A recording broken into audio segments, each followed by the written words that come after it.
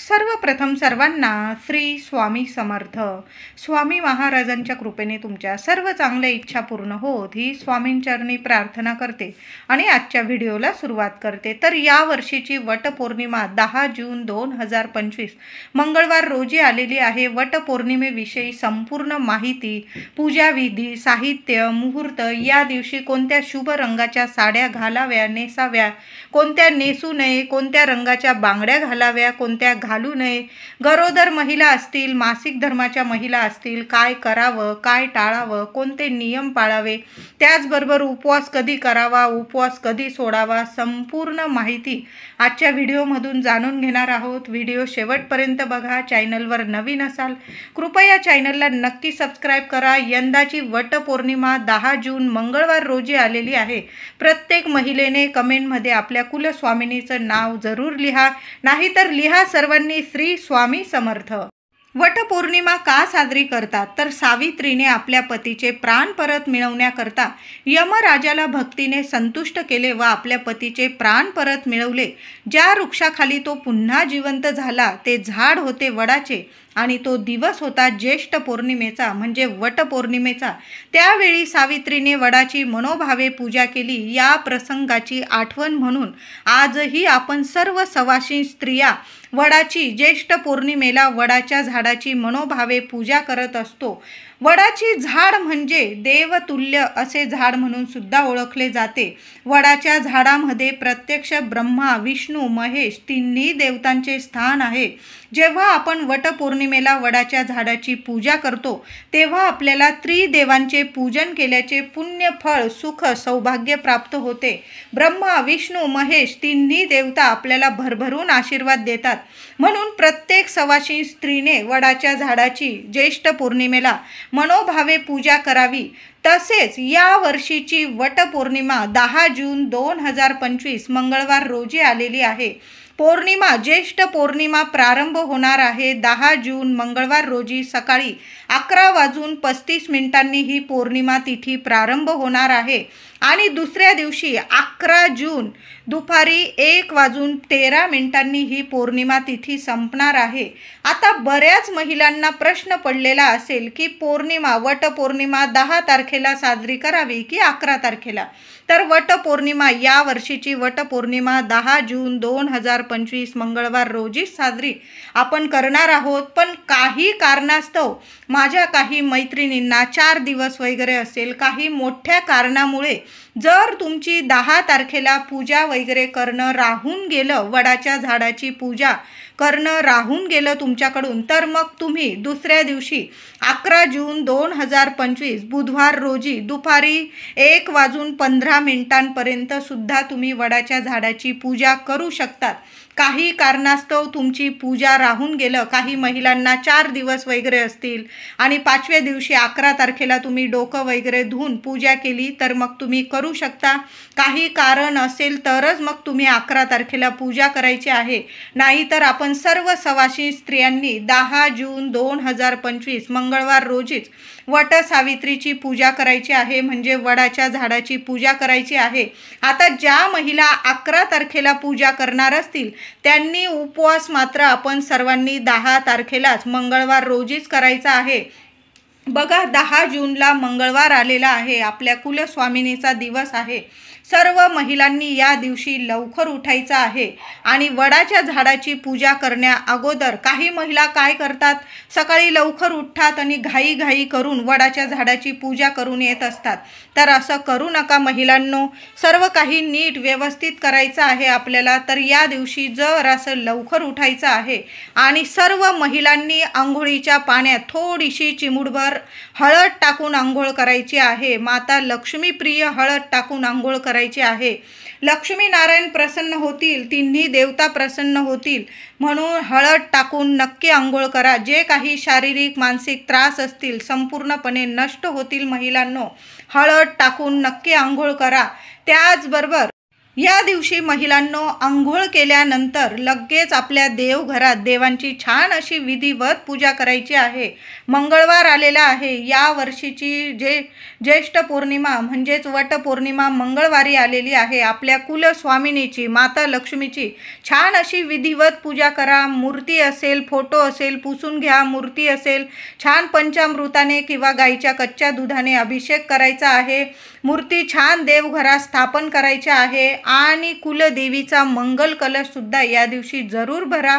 त्याचबरोबर देवी आईची ओटी भरायची आहे. आता तुम्ही खणा नारळाची नाही भरली वटपौर्णिमेला देवी आईची ओटी तरीही चालेल, पण गहू आणि आंबा आणि गहूने देवी आईची ओटी भरायची आहे. एक ओटी तुम्हाला तुळशीजवळ सुद्धा एखाद्या वाटीत तुम्ही ओटी ठेवा किंवा आपल्याकडं वडाचे पानं असतील तुमच्याकडं तर त्या एक वडाचं पान घ्यायचं. देवघरात सुद्धा एखाद्या ताटलीवर एखादं वडाचं पान ठेवा. मुठभर गहू घ्या. दोन्ही मुठीत ओंजळीत तुम्हाला गहू घ्यायचे आहे. देवी आई समोर ठेवा. त्यावर एक आंबा ठेवा. हळदी कुंकू फुलं वाहून देवी आईची ओटीची पूजा करा. तुमच्या मनात जी इच्छा असेल देवी लक्ष्मीला तुमच्या कुलस्वामिनीला सांगा. तुळशी मातेसमोर सुद्धा तुम्हाला ओटी ठेवायची आहे. हळद कुंकू फुलं वाहून तुळशी मातेची सुद्धा पूजा करायची आहे. साद्र संगीत आधी देवघरात देवांची तुळशी मातेची पूजा करा आणि मगच तुम्हाला वडाच्या झाडाखाली जाऊन पूजा करायची आहे. काही महिला घाईघाई करता, आधी वडाच्या झाडाची पूजा करून येता आणि मग घरातल्या देवांची. असं करू नका. आधी आपल्या देवघरात देवांची पूजा करायची आहे. तुळशी मातेची पूजा करा. आपल्या कुलस्वामिनीची ओटी भरा. नुसती गव्हाने आणि आंब्याने भरली तरीही चालेल. ज्येष्ठ पौर्णिमेला वटपौर्णिमेला गव्हाच्या ओटीला खूप महत्त्व आहे. आपण इतर वेळी तांदळाची अख्ख्या तांदळाची ओटी भरत असतो. यावेळी ज्येष्ठ पौर्णिमेला जेव्हा आपण वडाच्या झाडाजवळ ओटी ठेवतो किंवा 5 बायकांना ओटी भरतो आंब्याने, तेव्हा गव्हाला खूप महत्त्व आहे. महिलांनो या दिवशी गव्हाचाच वापर करा. आपल्या कुलस्वामिनीची ओटी भरताना, तुळशी मातेजवळ ओटी ठेवताना किंवा वडाच्या झाडाखाली ओटी भरताना, 5 बायकांची ओटी भरताना तुम्ही मूठ असे गहू वापरायचे आहे. तांदूळ वापरू नका. गव्हाला खूप महत्त्व आहे. सोन्यासारखं सुख ऐश्वर्य तुमच्या ओटीत देवी आई साक्षात लक्ष्मी माता देईल, म्हणून गव्हाचाच वापर करायचा आहे. वटपौर्णिमेच्या दिवशी हिरव्या रंगाची साडी जर महिलांनो तुमच्याकडं असेल तर अवश्य नेसा, परिधान करा. सुख सौभाग्याचं प्रतीक आहे हिरवा रंग. हिरवा रंग देवी आईचा आवडता बहरलेला शुभ रंग आहे, म्हणून हिरवा रंग जास्त करून हिरवा रंग जर परिधान केला सुख सौभाग्यात वाढ होईल. त्याचबरोबर तुमच्याकडं लाल रंगाची साडी असेल, पिवळ्या रंगाची, हळदी कुंकवाचा शुभ रंग आहे. प्रत्यक्ष माता लक्ष्मी, श्रीहरी विष्णू, आपला गणपती बाप्पा यांचा प्रिय रंग आहे, म्हणून हे सुद्धा रंग तुम्ही परिधान करू शकता. त्याचबरोबर केशरी रंग आनंदाचा, उगवत्या सूर्यासारखा तेजस्वी रंग आहे. केशरी म्हणजेच ऑरेंज कलरची साडी असेल तुम्ही ती परिधान करू शकता. त्याचबरोबर गुलाबी किंवा जांभळ्या रंगाची साडी असेल तुमच्याकडं, प्रेमाचे प्रतीक आहे हे सुद्धा रंग. तुम्ही हिरवा रंग, लाल, पिवळा, ऑरेंज, गुलाबी, जांभळा हे रंग तुम्ही आनंदाने परिधान करू शकता. पण चुकून सुद्धा काळ्या रंगाची किंवा तुम्हाला जर वाटत असेल काळ्या रंगावर इतर बॉर्डर आहे, पण चुकून सुद्धा काळा रंग या दिवशी परिधान करू नका. मंगळवारी आलेली आहे वटपौर्णिमा. शुभच रंग आपल्याला परिधान करायचे आहे. हिरवा रंग परिधान करा, लाल रंग परिधान करा, पिवळा, ऑरेंज, गुलाबी, जांभळा या कलरच्या साड्या आपण परिधान करू शकतो. तुम्ही वांगी कलरचं साडी असेल तुमच्याकडं ती सुद्धा तुम्ही परिधान करू शकता. पण चुकून सुद्धा पांढरा कलर असेल, काळा असेल, ग्रे असेल, डार्क निळा असेल अशा कलरच्या साड्या आपल्याला टाळायच्या आहे या दिवशी. तरी चुकून सुद्धा या रंगाच्या साड्या अजिबात परिधान करू नका. त्याचबरोबर महिलांनो हिरव्या काचेच्या बांगड्या सौभाग्यवती स्त्रियांनी या दिवशी हातात नक्की घाला. आधीच्या असतील तुम्ही 4 दिवसात वगैरे वापरलेल्या असतील, कुठं गेलेल्या असतील तुम्ही सुतकात वगैरे, तर मी म्हणेल ह्या बांगड्या अशा बांगड्या काढून टाका आणि वटपौर्णिमेच्या दिवशी छान जरा कमी भरल्या, तुम्ही 6 भरल्या तरीही चालेल, तुम्हाला जास्त बांगड्या घालायची सवय नसेल, किमान पौर्णिमेची पूजा करोस्तोवर तरी तुम्ही हातात बांगड्या घालूनच या दिवशी प्रत्येक सवाशीण स्त्रीने छान अशी साडी नेसून, हातात बांगड्या घालून, मंगळसूत्र, जोडवी, छान असा साज शृंगार करूनच वडाची पूजा करायची आहे. फाटके तुटके कपडे किंवा अगदी 4 दिवसात वापरलेले वगैरे कपडे असतील, असे कपडे घालून चुकून सुद्धा महिलांनो वडाची पूजा करू नका. वडाची पूजा करताना मी म्हणेल वडाच्या झाडाखाली जाऊनच पूजा करायची आहे. फांद्या वगैरे तोडून आणलेल्या आहे आणि तुम्ही त्याची पूजा करताय असं करू नका. तुम्हाला जर झाड लावायचं असेल वडाचं, तुम्ही नवीन झाड घेऊन या आणि त्या झाडाची पूजा केली आणि नंतर ते झाड तुम्ही एखाद्या गार्डनमध्ये तुमच्या घराजवळ लावलं तर अतिशय उत्तम. पण फांद्यांची पूजा करू नका. फांद्या तोडायची चूक अजिबात करू नका. या दिवशी आपल्याला झाडाचीच पूजा करायची आहे. बघा, बऱ्याच ठिकाणी झाडं असतात, आपण झाडाखाली जाऊनच पूजा करायची आहे. नका. एखादं झाड लावता आलं वडाचं तर अतिशय उत्तम.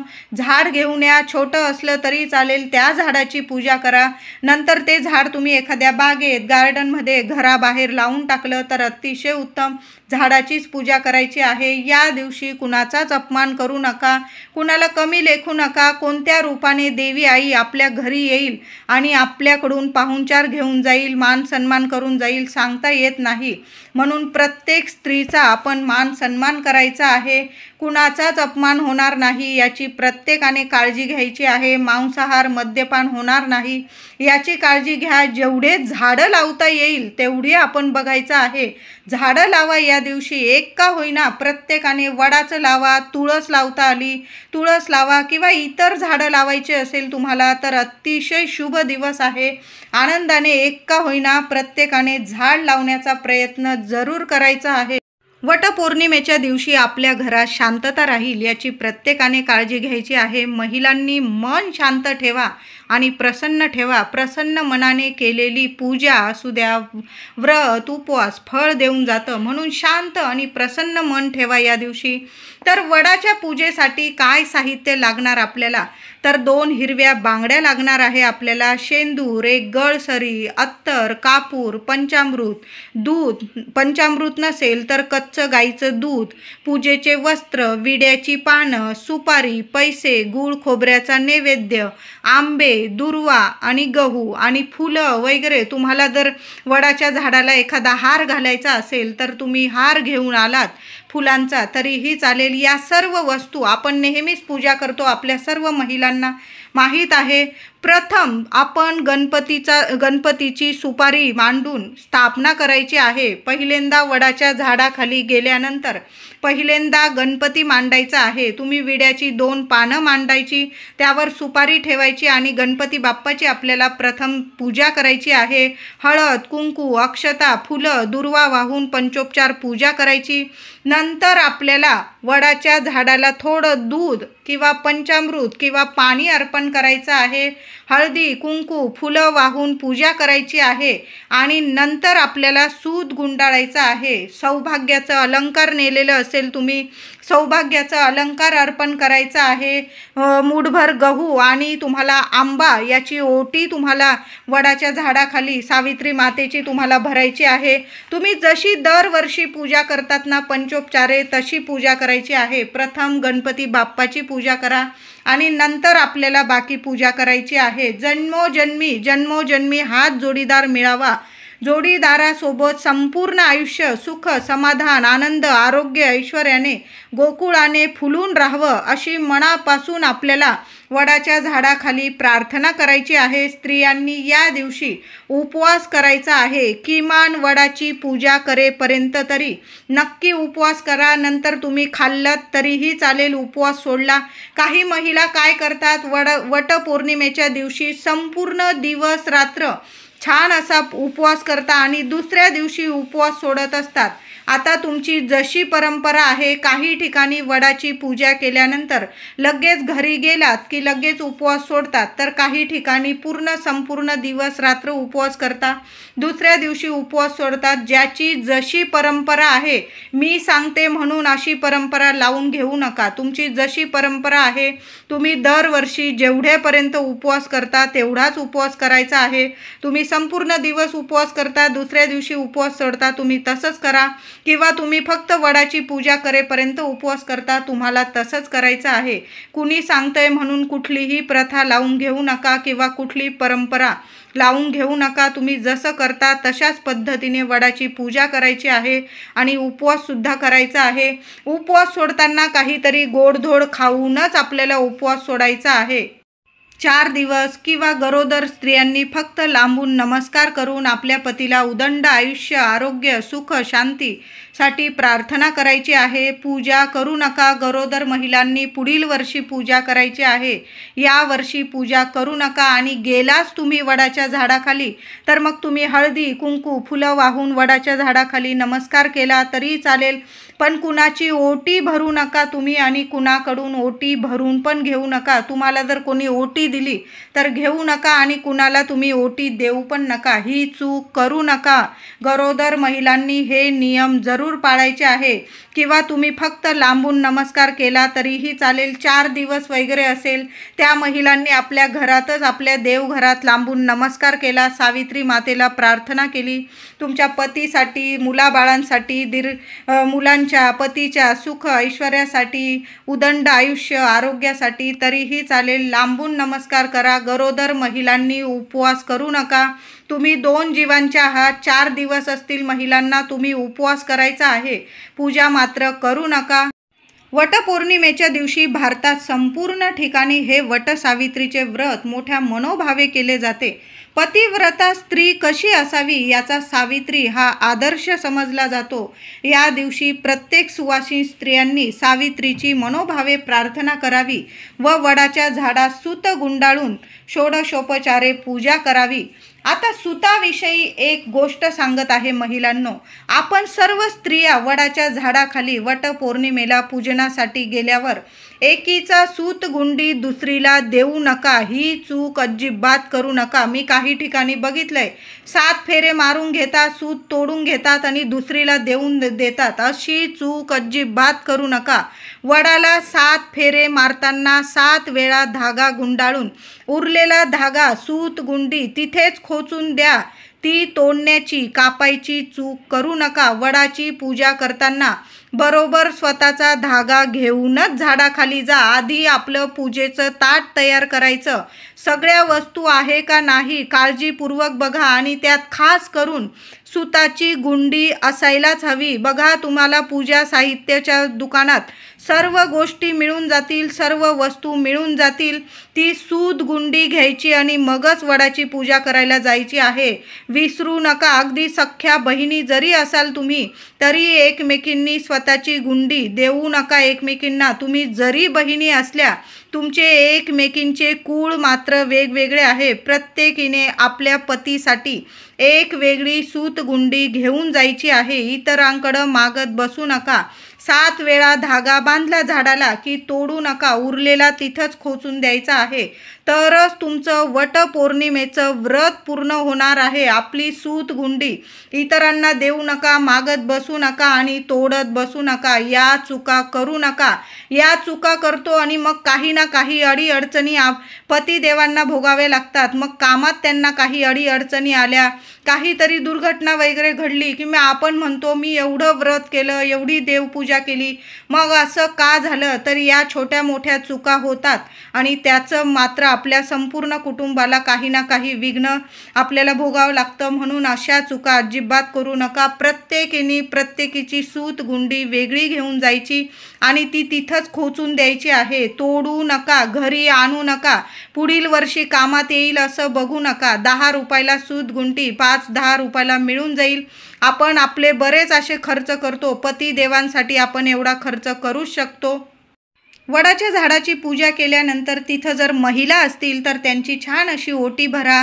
गहू आणि आंब्याने भरली तरीही चालेल. काही ठिकाणी फणस वगैरे बऱ्याचशा अशा वस्तू देऊन सुद्धा ओटी भरली जाते. 5-5 काळे मणी धाग्यात ओवून सुद्धा दिले जातात. तुम्हाला जर कोणी दिले तर ते टाकून देऊ नका. तुमच्या मंगळसूत्राला तुम्ही बांधून द्यायचे आहे.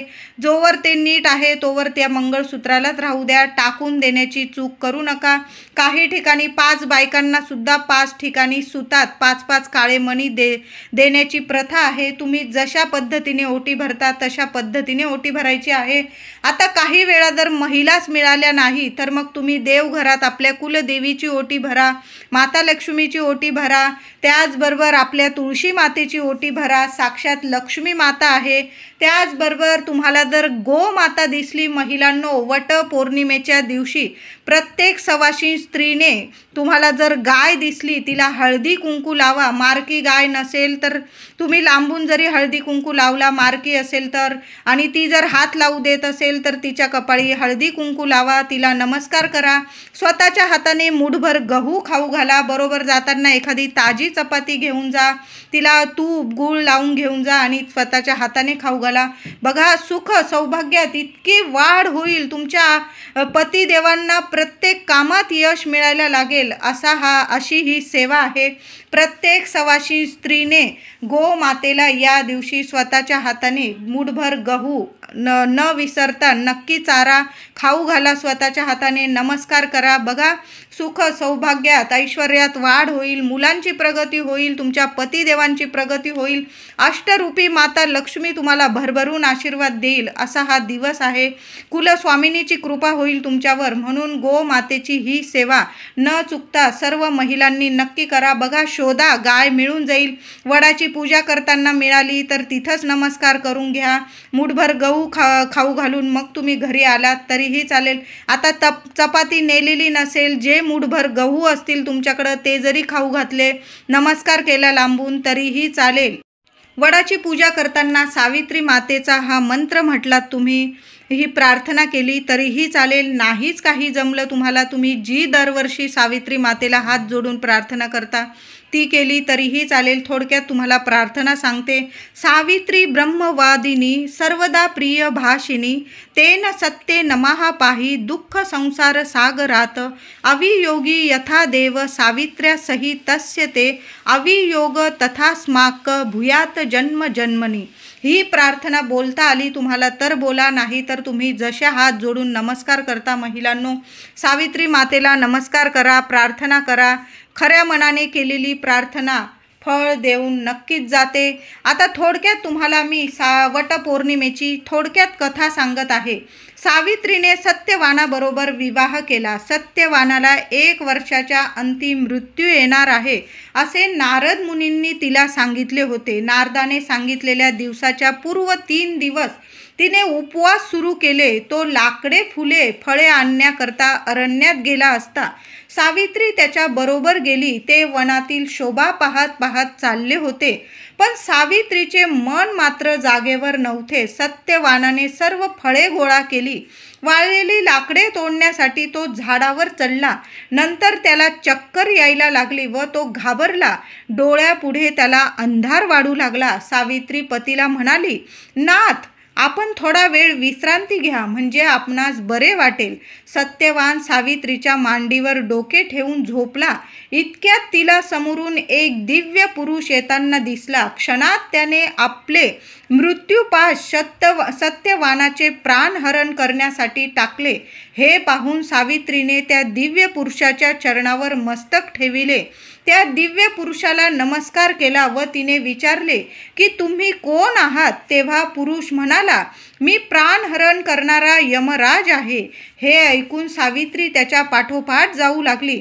हे पाहून यमराज म्हणाले, सावित्री, तू पतिव्रता आहेस, तू धार्मिक आहेस, तुझ्या पती सेवेवर मी प्रसन्न आहे. तेव्हा जो पाहिजे तो वर माग. तेव्हा तिने आपल्या पतीचे प्राण परत यावे असा वर मागितला व तो चमत्कार झाला. सत्यवान पुन्हा जिवंत झाला. सावित्रीची पतीवर किती निष्ठा आहे याची परीक्षा होती. यावरून सावित्रीने पतिनिष्ठा व पतिव्रता या गुणांनी प्रत्यक्ष यमराजाला हरवले. अशी ही थोडक्यात कथा आहे. बघा, ज्येष्ठ पौर्णिमेच्या दिवशी आणि ज्येष्ठ पौर्णिमेच्या दिवशी वडाच्या झाडाखाली सावित्रीने आपल्या पतीचे प्राण परत मिळवले, हाच तो दिवस. म्हणून आपण या दिवशी सर्व सावित्री, आपण सर्व सावित्रीच आहोत. प्रत्येक सवाशी स्त्री ही सावित्री आहे. म्हणून आपण मनोभावे वडाच्या झाडाची पूजा करत असतो. आपल्या पतीला, आपल्या लेकराबाळांना उदंड आयुष्य, आरोग्य लाभावं, सुख ऐश्वर्य, आपला संसार सुखाचा व्हावा, गोकुळासारखा व्हावा, म्हणून प्रत्येक स्त्री वडाच्या झाडाखाली सावित्री मातेला प्रार्थना करत असते. वटपौर्णिमेच्या दिवशी कोणत्या शुभ मुहूर्तावर वडाच्या झाडाची पूजा करावी? बऱ्याच महिलांना असा प्रश्न पडतो. तर 10 जून 2025 मंगळवार रोजी ज्येष्ठ पौर्णिमा म्हणजे वटपौर्णिमा सकाळी 11:35 प्रारंभ होणार आहे. तर आपण सकाळी 11:35 ते संध्याकाळी 5:30 वाजेपर्यंत वडाच्या झाडाची पूजा करू शकतो. अगदी 6 वाजेपर्यंत केली तुम्ही तरीही चालेल.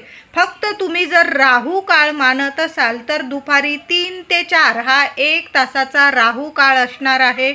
या काळात, या वेळात वडाच्या झाडाची चुकून सुद्धा पूजा करू नका. तुम्ही जर राहू काळ मानत असाल तर म्हणते, तुम्ही जर राहू काळ वगैरे मानत नाही तर मग तुम्ही 11:30 वाजेपासून संध्याकाळी 6 वाजेपर्यंत, 5:30 ते 6 वाजेपर्यंत वडाच्या झाडाची पूजा करू शकता. ऐन संध्याकाळी दिवे लागण्याला कुठल्याच झाडाला हात लावू नका आणि पूजन करू नका. म्हणून 5:30 ते 6 वाजेच्या आतच आपल्याला वटपौर्णिमेच्या दिवशी वडाच्या झाडाची पूजा करायची आहे. आता काही महिलांना दुसऱ्या दिवशी पूजा करायची असेल तर मग 11 जून रोजी दुपारी 1:15 तुम्ही वडाच्या झाडाची पूजा करू शकता. 11 तारखेला पण उदय तिथीनुसार ज्येष्ठ पौर्णिमा असणार आहे. तशी तर उदय तिथीनुसार जी तिथी सूर्योदय बघत असते ती तिथी संपूर्ण दिवस मानली जाते.